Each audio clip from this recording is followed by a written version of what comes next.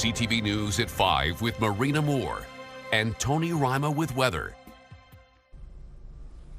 Good evening. Thanks for joining us. One person is dead after being struck by a train in Sudbury's downtown Friday night.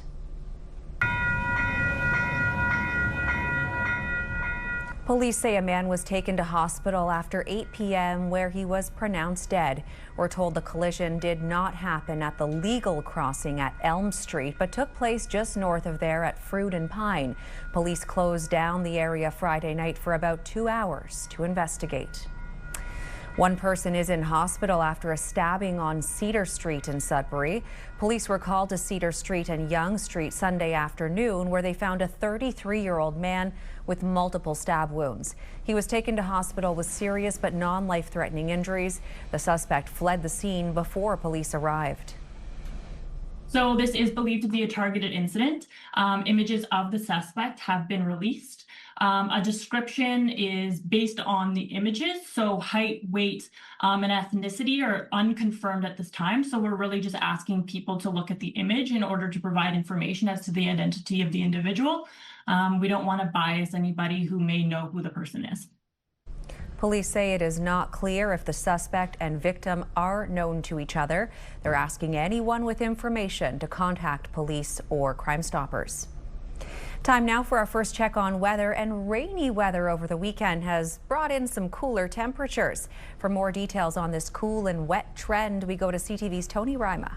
Thanks for that, Marina, and good evening, everyone, as we take a look at our forecast radar brought to you by CAA. Get your membership by going to getcaa.ca, and there are pockets of activity. That means, cloud showers on the way, especially in through this evening into tomorrow. Also some scattered showers, also risk of thunderstorms depending upon where you live, and this system is going to be tracking in an easterly direction. Thunderstorms, heavy rain in through Timiskaming Shores tomorrow afternoon, going into the evening hours. More weather details later in the show. Marina. Thanks, Tony. Dufferin OPP Constable Tarun Bali, who was killed while on duty in Northern Ontario, will be laid to rest this week. A police funeral will be held in Mississauga on Thursday. The service will be attended by Bali's family and members of the OPP, as well as other first responders and dignitaries. It will not be open to the public. Bali died after being hit by a vehicle on Tuesday in the town of Hearst while searching for a man who escaped from hospital. The 29-year-old had been serving with provincial police for 2.5 years. An Alberta driver is facing charges after police stopped their vehicle and found 2 children unbuckled in the back. According to the OPP, officers stopped the vehicle on Highway 17 in the area of Algoma Mills late last week. The driver was stopped for speeding, but the officer saw 2 children not properly strapped in. One child was sitting on the floor. Proper child restraints had to be obtained before the vehicle was permitted to continue. A 33-year-old has been charged. Sudbury's mayor and others have condemned a recent visit and message from a white nationalist group that used a local opioid memorial for a promotional video. CTV's Angela Gemmel has the story. Denise Sandel walks through the more than 250 white crosses in downtown Sudbury. Each one represents someone claimed by the opioid crisis.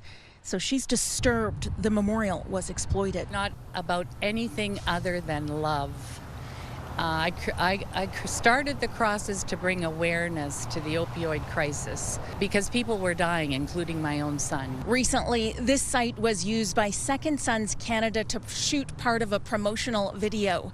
According to the Canadian Anti-Hate Network, Second Sons Canada is a far-right white supremacist group for men that encourages members into political activism. But Sandel says addiction doesn't discriminate. Addiction can happen to anyone, no matter your race, your color, your income level, your political beliefs. So I don't believe there's any place here for any kind of hate. The mayor of Greater Sudbury agrees. He issued a statement this weekend saying exactly the same thing. He says using the opioid crisis to spread division dishonors those who've died and those who continue to struggle. It affects everybody. It doesn't matter where you're from and who you are. It affects all families and all people. So I thought it was important that we reiterate that in Greater Sudbury, we're certainly supportive of each other, and this is a crisis that will go through it together and help each other out. Lefebvre also emphasized that Sudbury is and will remain a welcoming community. Certainly built with waves and waves of immigrant families and communities that have come over since the beginning, not in the last decade, since the creation of Greater Sudbury. That's how we were built, together. Angela Gemmell, CTV News, Sudbury. Well, the city of Sudbury is mourning the loss of one of its emergency service dispatchers. Douglas All units calling Glen Saunier 7660. The city's emergency services held a tribute for Glen Saunier Saturday. He was a 33-year veteran with the city's emergency communications. Saunier received the On-Duty Difference Maker Civilian Police Employee Award in 2023 from the Police Association of Ontario. In a social media post from Greater Sudbury Police, they said being a dispatcher wasn't just what he did, but was who he was. Time now for a break. Coming up on CTV News at 5, Tony has your full weather forecast. For now, let's take a live look at Sudbury's Tower Cam, where you can see some of the dismantling work that continues on Sudbury's Superstack. Earlier today, we were watching an excavator way at the top. How brave. Stay with us. When you see it happen, send it to CTV News. Text 10400 from your screen to ours. Text 10400. All right, now your main weather. The big chill has arrived, especially tomorrow into Wednesday. Let's start with our forecast radar. Gives you a sense of the pockets of activity in through Sault Ste. Marie and kind of scattered cloud cover. And then the thunderstorms are going to arrive overnight into tomorrow, depending upon where you live, and expect unsettled conditions. And it's going to be, well, not all that bad, but temperature is going to be cool if you like it that way, and we're encroaching upon summer. And this is where we stand right now. Should be about 22, 23 degrees as a daytime high for the major centers in our broadcast region. And to give you an idea of this map, red means hot, blue means cold, and we're kind of in between, which is okay. And it's not going to be all that bad, but expect a cool down a day after tomorrow. Let's take a look at your 5-day weather forecast, starting with Sudbury, Nickel Belt, sun, cloud, and hey, look at that, risk of thunderstorms. I've been saying that for almost a week now, 22 degrees. And then on Wednesday, unsettled, and then the cooler temperatures arrive.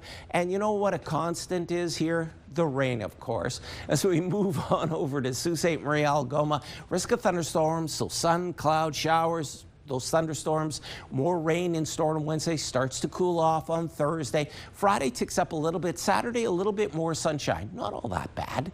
In through Timmins, Cochrane, Kapuskasing, risk of thunderstorms. Going to be a stormy Tuesday. Then Wednesday, a few sunny breaks. Then the temperature starts to fall a little bit. And the wet weather continues right until Saturday.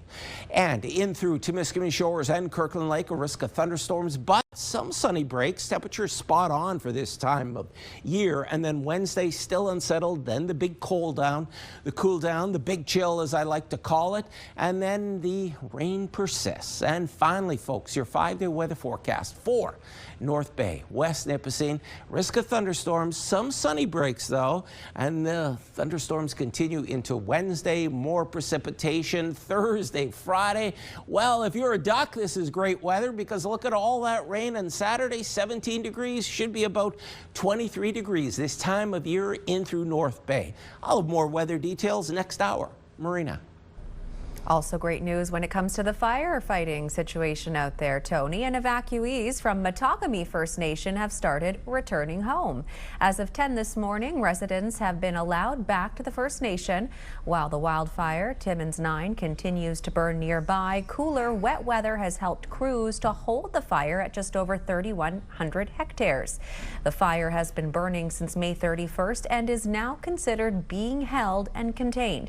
Hose lines and heavy equipment continue to support crews' efforts. While the First Nation is open to residents now, public access resumes anytime after 6 p.m. tonight. Meanwhile, firefighters from across the North Shore are just wrapping up an intensive 2-day training seminar on wildland fire training. Hosted by the Elliott Lake Fire Department, the training involved protecting structures from wildfires. It's being presented by the International Association of Firefighters. It also comes at a time where wildland fires are a growing threat to communities across Northern Ontario. Yes, Elliott Lake is in the wilderness and we are surrounded by trees. Now, we don't quite have the trees that you would have, say, in Fort McMurray and northern Alberta with the black spruce and stuff like that. We have a lot of hardwood here, which kind of helps us out a bit. Thomas says it's always best to be prepared in the event of emergency. The training involved 10 one-hour online modules, a day of classroom instruction, and a day of hands-on field training in Elliott Lake. Well, during today's Operations Committee meeting in Sudbury, the 2025 waste consumption study results were unveiled, and it shows more people need to use the Green Cart program. Last October, samples from residential and non-residential sources were sorted into 7 key waste streams categories. Within a year, it was determined that there was a 50% missed diversion opportunity with items that could have gone in the Green Cart or Blue Box. Officials say the Green Cart provides the largest opportunity to reduce greenhouse gas emissions and extend the lifespan of the landfills. We know that our city landfills are going to be full in approximately 25 years. You saw on the one graph the capacity remaining, and you saw the very little capacity left in Hanmer and Azilda. Those 2 sites will be closing first, then everything will have to go to Sudbury. In order to replace a landfill site, it takes 10 to 15 years, and that's if the ministry gives you the approvals. Brownlee says the cost of a new landfill is approximately $200 million, while an incinerator would cost $450 million. Coming up here on CTV News at 5, exploring the relationship between humans and horses.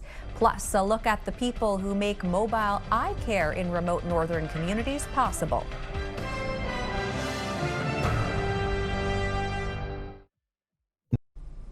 People living in remote communities across Northern Ontario are able to stay local while receiving important eye care. It's all thanks to Vision Loss Rehabilitation Canada's traveling eye van. And this morning, the organization recognized a local contributor who helps make the service possible. CTV's Madison Merrier explains.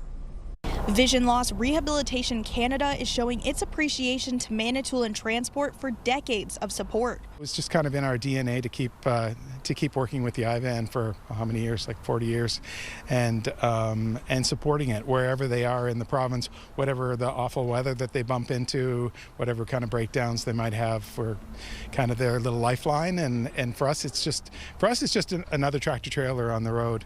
For them, it's vital. I believe very strongly in how they can contribute what they have, what their expertise is, to support programs that make a difference to people in Northern Ontario, because they're based in Northern Ontario and they really believe in ensuring that people in Northern Ontario have access to the best services and programs possible for them. The iVan is a mobile clinic that has been around for over 50 years and services remote Northern Ontario communities who may not have access to local eye care. The one phenomenal thing about this program is that it takes a community, and a community of healthcare professionals, a community of volunteers, a community of people in the profession that recognize the importance of healthcare to all people. Every year, the iVan serves around 4,000 community members from April to October, reducing the need to travel to Southern Ontario for this type of care. Strange things about eyes is once you damage the retina or the optic nerve, you really can't fix it. You can perhaps stop it from getting worse. But if we see patients that have glaucoma, for example, we can arrest how far they've gone, but we can't give them back the vision they've lost. So being able to see them every year and check them enables us to prevent people who would otherwise lose their vision. Officials with Manitoulin Transport say the partnership is very important to them and that they will continue to honor what their grandfather began decades ago for years to come. Madison Merrier, CTV News, Sudbury. We're just days away from one of the biggest summer events of the social season in Sault Ste. Marie. This year's Queen Street Cruise kicks off Friday night and runs through the weekend with a lot of things planned. The classic auto show that showcases vintage cars, trucks, muscle cars, anything on 4 and 2 wheels, draws people from all around the region. This year will also be bittersweet. It's the first year without founder and chair Gary Trembinski Sr. We're doing a lot of things. There's a lot of things that are planned. I have my dad's face on the poster this year. He's on the front of the program. He's on the T-shirts. The car community is, they're very tight knit. Again, like we want to make it as inclusive of a show as possible. Sounds like they've got a lot of fun things planned. Again, the Queen Street Cruise gets underway Friday and runs all weekend long. A Northern Ontario horse owner and equestrian is aiming to rebuild relationships between horses and humans. She's kickstarting a 1-year healing horsemanship and filmmaking initiative called Project New Start. CTV's Eric Tashner tells us more. Growing up with horses, Paige Lockton has spent her life studying the relationship between humans and these majestic mammals. They will put their hearts out for you. When she was only 22 years old, Lockton was on reserve for the 1992 Olympics in Spain and was on the Canadian equestrian team and rode internationally. We don't need to test them so hard. It's time to give back. And what I've learned is that you don't have to sit on them or take something from them to have an amazing experience. Now living with stage 4 breast cancer, Lockton wants to inspire changes in the equine industry. She's launching Project New Start, a documentary called Begin and Begin Again. It's not just a story about horses, but also touches on trauma, healing, and what becomes possible when we rethink our relationship to these gentle giants. I'm going to highlight how they can fit positive reinforcement into this world that horses live in under that sort of pressure and release contract. Her filmmaking initiative will unite retired horse racers, young women, and community partners, paired with a new model of horsemanship rooted in horse welfare, compassion, second chances, and nervous system awareness. I guarantee at the end of it, these girls will be riding around here bareback with a rope around their neck, with the horses enjoying everything they do. The documentary will reflect on the way horses are trained. Some common training practices rely on dominance. Lockton says those kinds of interactions are simply outdated. The animals have choice and freedom instead of the world we operate on, which is pressure and release. While she admits it's somewhat controversial, she's advocating for consent-based horsemanship, where no one rides until the animal is comfortable. While we debunk theories we believed were true and applied them to horses, it's a relationship with these animals based on consent that motivates Lockton to repay with her time and energy. Eric Tashner, CTV News, Calendar.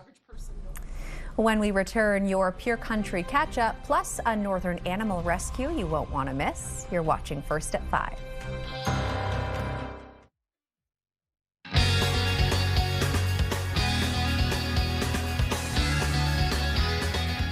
It's another chance to win with Pure Country 91.7, another iHeartRadio experience, but this time we want to send you to Boots and Hearts at Burroughs Creek. It is the biggest country music festival in Canada, and with a reputation like theirs, it's no surprise why. Bands like Rascal Flatts, Tucker Wetmore, the James Barker Band, even the Jonas Brothers are going to be at Boots and Hearts this year. It's happening August 7th until the 9th, so if you don't have tickets, there's still time to get some, but hey, we do want to send you there not only with VIP tickets to Boots and Hearts for the weekend, but how about staying your way, camping or a hotel? We're going to send you with gas money and $500 spending cash as well. If you want to enter this iHeartRadio experience, it is super easy. Go to purecountry917.ca and you enter on our website. And that's all it takes. It could have you attending, like I said, Canada's biggest country music festival, well within that road trip distance of Northern Ontario. You can catch some of these bands who are going to be playing Boots and Hearts and others by listening on the dial 91.7 FM or listen completely free on the iHeartRadio app.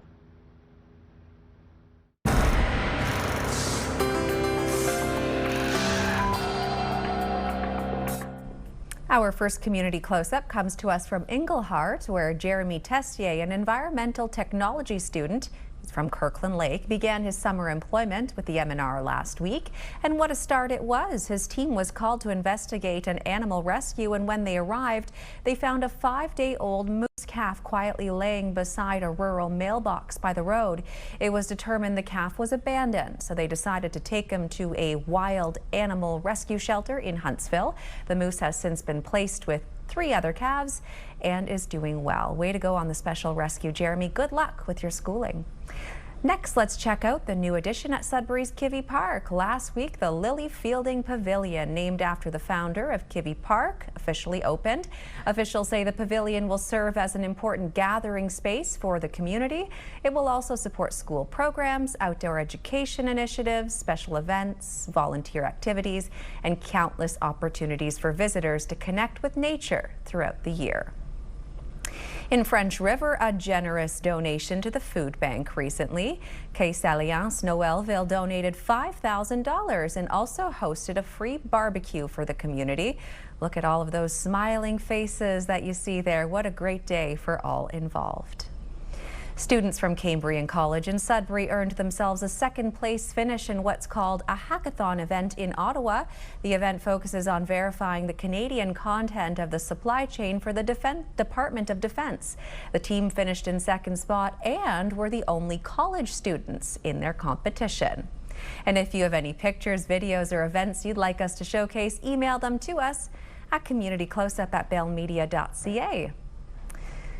And finally for us tonight, animals at the Phoenix Zoo took in a snow day Friday to beat the heat. Lions, tigers, and meerkats got a break from the desert heat with the delivery of 10 tons of snow, actually shredded ice cubes. And along with the cooling, officials say the snow is a form of enrichment for the animals. The lions and tigers got a frozen treat called a bloodsicle. Ugh. And for the human visitors, there was free ice cream. I think I'd much prefer the ice cream, although it looks like they are quite enjoying their snack as well. There's more news for the North coming up at 6. Continue watching, though, as we hand things over to CTV National.